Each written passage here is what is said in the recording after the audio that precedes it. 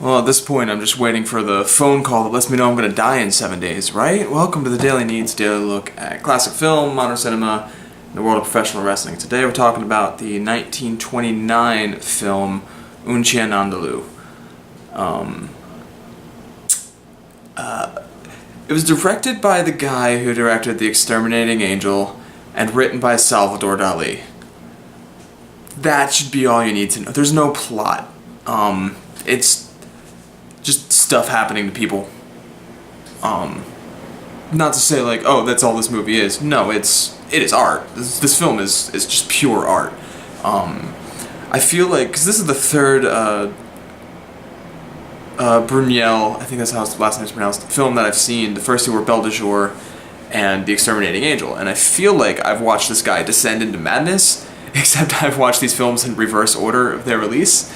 So, because like Belle de Jour was a movie, it was a film, it was about the woman going into a life of prostitution, and if I recall correctly, there may have been like a few like kind of fantastical scenes, but it was pretty straightforward. It was a movie. Exterminating Angel, I mean, it was straightforward, as absurd as the plot was. It was still like a straightforward movie. There was a plot to follow, a story was happening, there were characters that were developing, and action was happening on screen. This is 21 minutes of just the strangest imagery and action that doesn't tie into anything, ends kind of abruptly. It's very, very strange to watch, but it is a film you can't turn away from as well. It starts with a shot of a woman's eyeball getting cut open with a razor. That's one of the first shots of the movie, and just goes on from there. There's a man about to rape a woman, and she hides behind a chair and grabs a tennis racket to defend herself, and his next reaction is, alright, what if I pull these pianos that have dead horses rotting in them? Huh? Can I rape you now? No, look how many ants are on my hand. Look at them, they're ants. And it's super, super strange. Like, just... And I want to say I don't get it. I really want to. But that's the point. And I get that that's the point. So I do get it? I don't know. Because like, I've come out of movies just thinking like, I just didn't get it. And then like the more highbrow, like, absurd movies, like, man, I didn't 100% get without doing some reading. And I did do a little bit of reading before and after on this one. And you're not supposed to get it. When they were writing it, they basically told each other, like, if we put something in this film that somebody goes, oh, I get it, that's like this, then they cut it. It's like, we're not going to put that in this movie. You're not supposed to get it. It's just supposed to, like, elicit a reaction. It's supposed to alienate the audience, which I think it does very, very well. Maybe not as well as it did in 1928. Today, almost 90 years later, a lot of the stuff, like we've seen, like the shock and horror of that razor through the eyeball that must have happened in the 20s. Like, now we have movies like Saw and Hostel, which like just created their own genre of torture porn, and that's tame in comparison. And like absurdist stuff, like just, oh, this isn't where, like, just like the randomness of it, you get now in children's cartoons, like the SpongeBob's and the Adventure Times, and I'm a huge fan of Rick and Morty, and that has a lot of like, oh, that's happening now, like just random absurd randomness.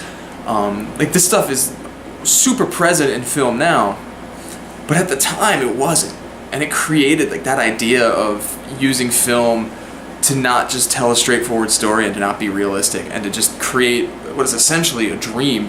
I've also heard it said this is the birthplace of the music video. If you put a different score on this film, it would work with, I don't know, some like weird industrial stuff from the 90s probably. It's a very, very strange movie, but I can't help but recommend it just so you understand what I'm talking about. And it is available on YouTube. If you just type it in, there's like a 15-minute version and a 21-minute version. I watched the 21-minute. If you come across the one I came across, there are intertitles in French and the subtitles are in Portuguese, but that doesn't matter. There's only, I think, 4 of them, and it's basically like something happens and then like 8 years later, and then 15 years ago, and in springtime. Like, it doesn't matter what they say. The timing makes no difference, because who cares? There's no dialogue, so it's... Don't be tempted to not watch it because it's in Portuguese, because it's not in any language. It's in the language of film. And I think that's the point they were trying to make, maybe. That, or what I said before about alienating audiences, which they were very, very successful at doing, for me, at least. Anywho, I don't have too much to say about it. I could probably ramble on longer than the film itself, but I'm not going to. Because it's just... What else can I say about... Wow, that was weird. But see it, because it's brilliant filmmaking. And there's some effects work that... I was like, oh, 20s? They did this in the 20s? Okay. So, yeah, give it a look. It's free, and it's short. And it's very, very strange. Reminded me of David Lynch's Eraserhead. But somehow less put together. Less congruent. I don't know. It was a weird little film. But fun. Tomorrow, not sure what I'm doing yet. We'll find out. But until then, you can like, share, and subscribe. You can leave a comment in the comment section below. You can also follow me on Twitter at Daily Neitz, and until tomorrow, bye.